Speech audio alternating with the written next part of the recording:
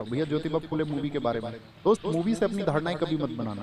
मैं आपसे कहूं तो एक बार ज्योतिबा फुले जी को आप पढ़ लें। उनके जैसा सोशल रिफॉर्मर इस देश में कोई पैदा नहीं हुआ।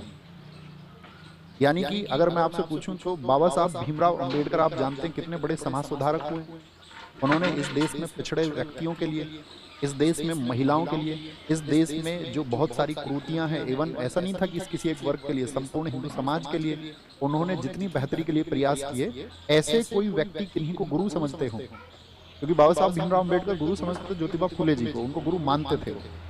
तो जो बाबा साहब भीमराव अंबेडकर जी के भी गुरु हैं, आप कम से कम एक बार उनके बारे में अध्ययन करिए कि उन्होंने इस तरह के रिफॉर्म्स किए, इस तरह उन्होंने बच्चियों की शिक्षा को आगे बढ़ाया, इस तरह उन्होंने बच्चियों की जो पिछड़े हालात थे, आप जानते ना स्त्रियों की दशा हमारे देश में कैसी थी, उस स्त्रियों की दशा को उभारने के लिए बाबा फुले जी ने काम किया है।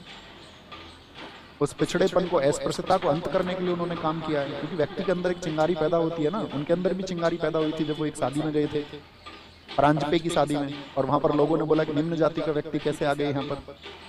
तो वो उस व्यवस्था को बदलने के लिए अपने पूरे जीवन भर समर्पित रहे।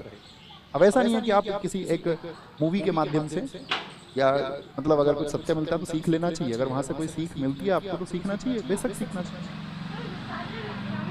लेकिन बाबा ज्योतिबा फुले या उनकी जो वाइफ थी सावित्रीबाई फुले जी, उन्होंने जो स्त्रियों के लिए किया या समाज के लिए किया, वो हमको याद रखना। और ऐसा नहीं, उनके बहुत सहयोगी साथी भी थे उनके साथ में। आपका जब वो एक दलित वर्ग से जुड़े हुए थे, मतलब कि दलित क्या, वो उस समय पर आपका जो फुले समुदाय है, जिनको माली समुदाय हम कहते थे, उससे जुड़े हुए थे।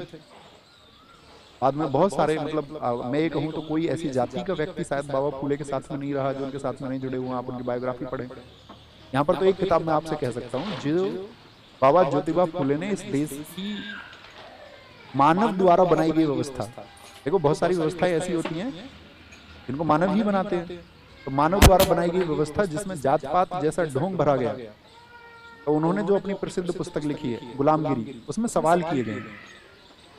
तो उस गुलामगिरी बड़ी पतली सी पुस्तक है, आप मुश्किल से देखोगे तो 70-80 पेज की पुस्तक होगी, आप उसको पढ़ो। विमल कीर्ति जी ने उसका हिंदी अनुवाद किया है। आपको बहुत सारी चीजों के लिए आप एनलाइटन होगे, खुद से सवाल करोगे। ऐसा नहीं कि मेरे किसी स्टेटमेंट से आप कोई राय बना लो।